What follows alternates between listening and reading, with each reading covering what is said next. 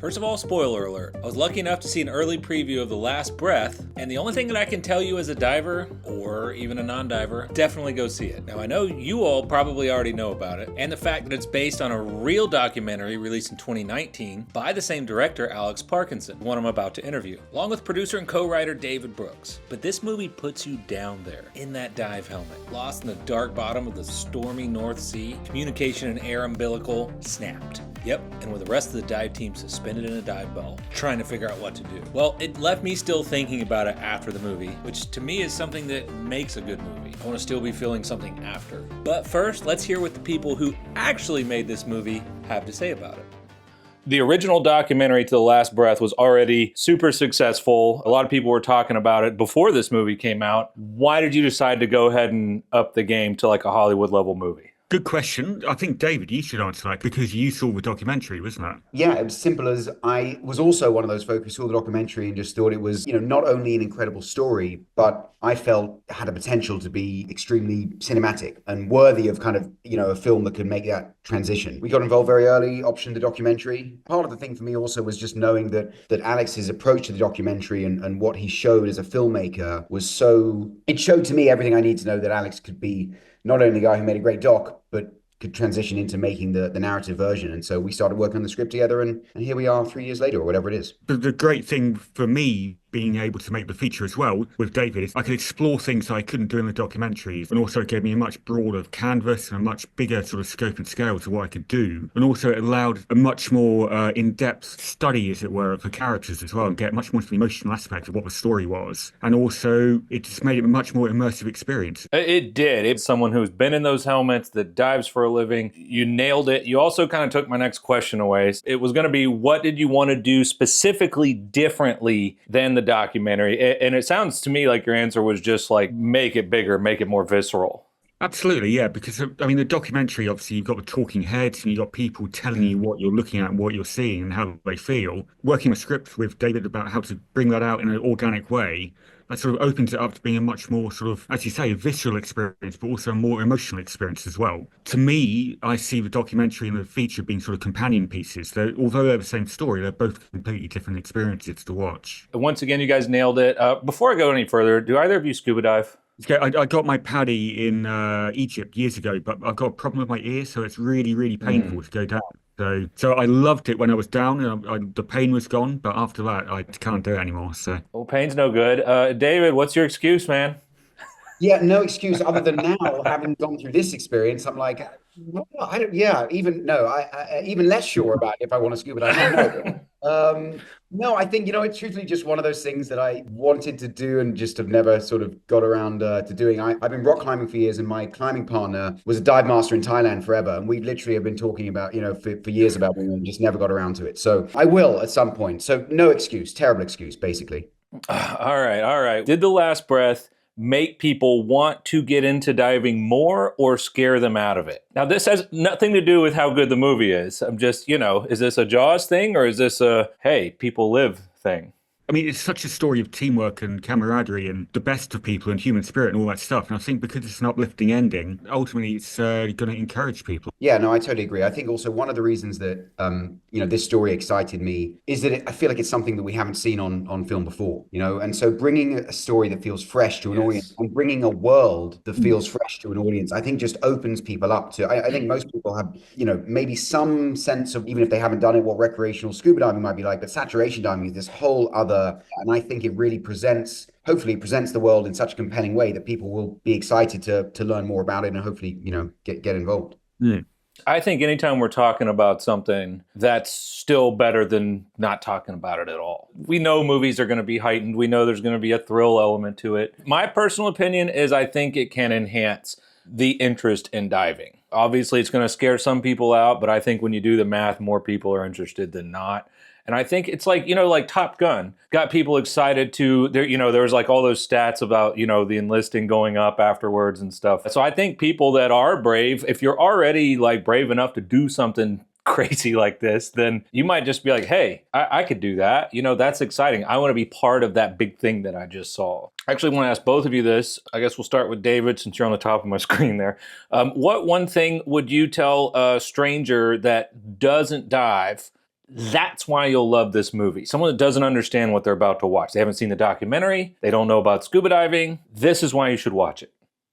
It's an incredibly immersive experience, and that even if you have no context for what diving might be like, you are going to come out of this movie feeling like you have. It's going to really put you in that incredibly intense, visceral space that, again, this is a world that people, really, it's kind of hard to imagine, and it's incredibly, I think also what's great is that we're putting people in and drawing attention to a job that, is really crucial for all of us to function the way the world is, that these guys are down there doing this job. So, yeah. But I think it's an incredibly immersive experience and people will enjoy that. I mean, when I first heard the story 10 years ago, like lots of people, I knew absolutely nothing about saturation diving or any of that world at all. But even so, and I'm never going to find myself 300 feet underwater with no oxygen and running out and things like, well, hopefully I won't. I could immediately identify with what Chris was going through and what the people were going through at that point. So it's just, although it's an extraordinary world, which lots of people don't know about, it has very human and very universal truths to it, which anyone can connect with, basically. All right, so when you started filming this, you had your plan, your vision of what it was going to be like producing it. Not necessarily the final product, but just like the mechanics of getting there. What caught you off guard in that beginning phase of starting to film?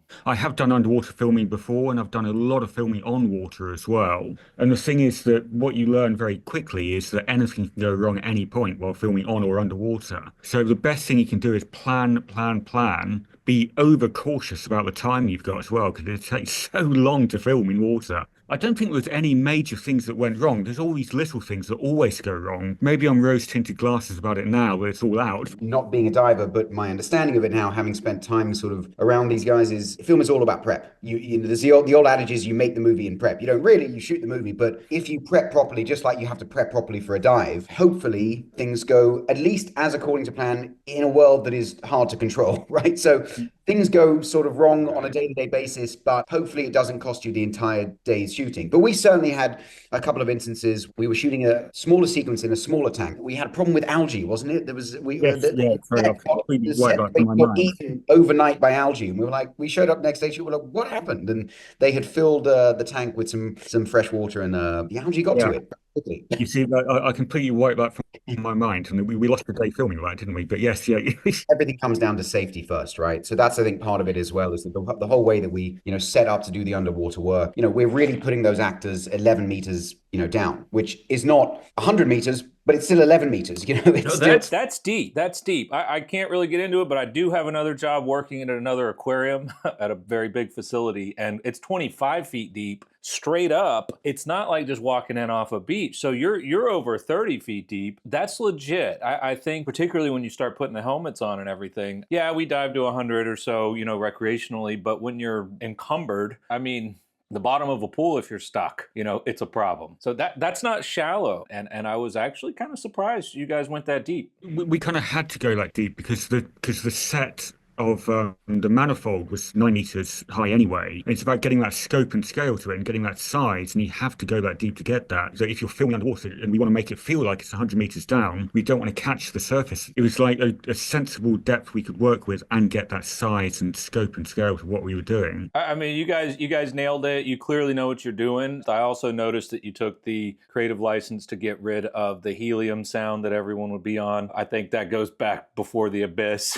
Breathing underwater is weird. When I'm teaching, I've had people that were fighter pilots on aircraft carriers. He was retired, he's like 40, right? Fit, couldn't put his head underwater in like 2 or 3 minutes. He's like, It's just like brave, tough people get on scuba and it's different. For surfers, firefighters, fighter pilots, it just doesn't always translate for everybody. It has nothing to do with like how macho or tough we are. It's kind of psychological. Did you have any run-ins with any of the cast that were prepping for this or during this where they got a little freaked out? You don't have to name names, but it happens to anybody. Was there any close calls where like, oh man, like you kind of rely on these actors, Finn Cole, to be comfortable not only diving, but then, most people are just like, don't die, don't die, don't die, don't die. And then it's like, okay, you got to snap out of that and be a character. Did you run into a point where you go, uh-oh, what do we do if this doesn't work? When casting, that was one of the elements to it was that they had some experience of diving before as well, because it would have been such a big ask to ask an actor to Yeah. go into that without experience. I mean, his dad is a very keen diver and things like that. So, and Finn's got his paddy and he dives a lot, and he was about to go on a dive holiday anyway before he got cast, and then he got cast, and Simu done quite a few sort of recreational dives, so he some experience. It's just so impressive what they did. I mean, scuba diving is one thing, but then to use the actual helmet and surface supply and be underwater for 5-6 hours a night sometimes as well, Yeah. and do their own stunts and be at 11 meters. I mean, it's just exceptional what they managed to do, and they were just the right people and the right attitude and just the right casting to do that in every level. As a director, was there anything you would do differently next time in hindsight? Oh, blimey. No, not really, actually, because the thing is that we had such an incredible team behind us. They're all such professionals. They know exactly what they're doing. And this is the thing, going back to what you were saying earlier, David, it's all about prep. If you prep it right, you have the right people doing it, you mitigate anything you possibly can. I don't think it could have gone better, to be honest. There's always going to be problems. You can't go into it expecting there won't be. You guys obviously probably know the history of the filming of The Abyss. I think there's still people from that 80s movie that don't talk to each other. You know all that. It sounds to me like the planning was key. It's just like diving. Everything kind of went well. We also had the advantage, I think, to some degree of, one of the people we had involved, for example, John Garvin, who worked with James Cameron on Avatar. I think specifically Cameron's experience on The Abyss has probably, advanced where underwater filming got after that. And so there are certainly some best practices that were, I think, put in place since that film that helped us. But yeah, again, to Alex's point, the truth is that the nature of making a film is that things are constantly going wrong. You're constantly solving problems, but that is the nature of it. So I think that's part of the fun, truthfully, I always say teaching scuba is just how well can you organize the chaos and keep it within these lines. It sounds to me like it's a lot like diving. Yeah, absolutely.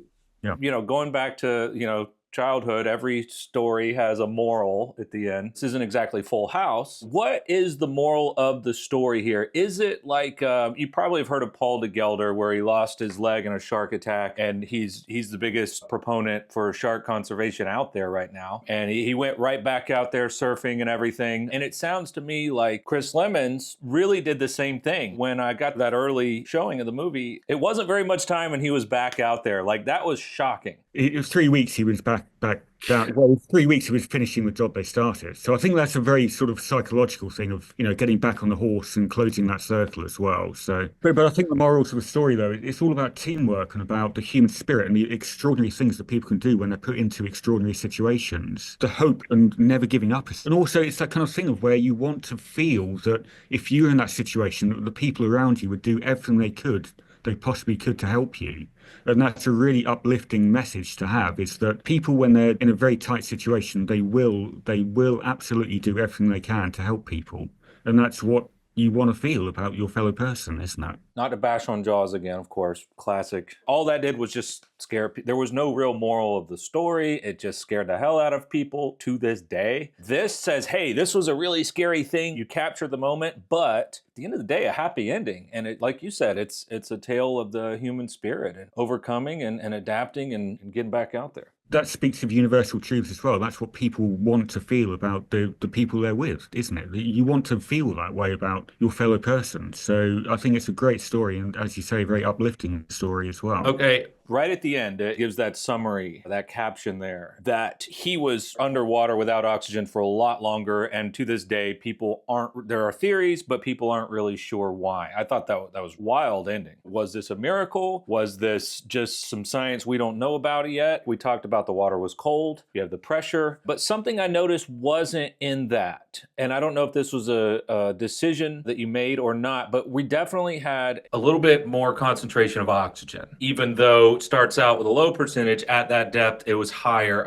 I did the math in my head, but it was higher than the 21% we're breathing now. Like in regular air, at that depth, 300 and some odd feet, they're breathing a little bit more oxygen. And I just noticed that wasn't in there. I don't know if that had anything to do with it, but was that an intentional omission? It wasn't an intentional omission. It's more about, it's a very hard thing to explain to people, that aspect to it in the first place. Yeah, I just lost half our audience right there, probably.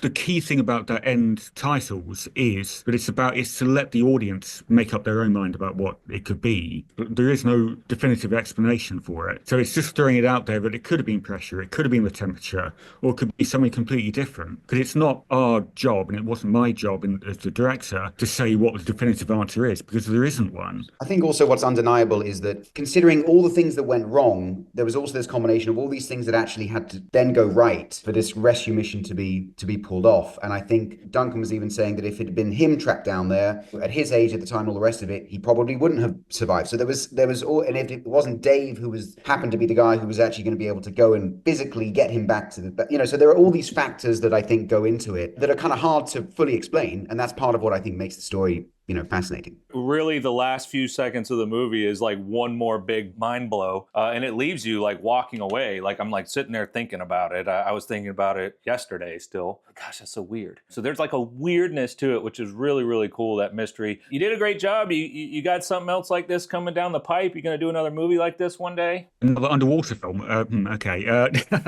Maybe on water it next time. And move to land after that. Getting back to what we said earlier, is that as much as it was a challenging experience, I think the underwater work specifically was so fulfilling, wasn't it, Alex? That actually we would go back and do it, all over again. So have a very unique look to them as well compared to lots of other films. And as you say, Dave, it's very satisfying. It's all come together in a really, really cinematic way and really immersive fashion. There was no point where I was questioning the look of it or, oh, that's fake. And I'm pretty critical. I work underwater 5 days a week. I was impressed. Good job. Thank you both for coming on. This has been awesome. I hope you do something else like it. Great. Well, thank you very much. Thank you, Danny. Really appreciate it.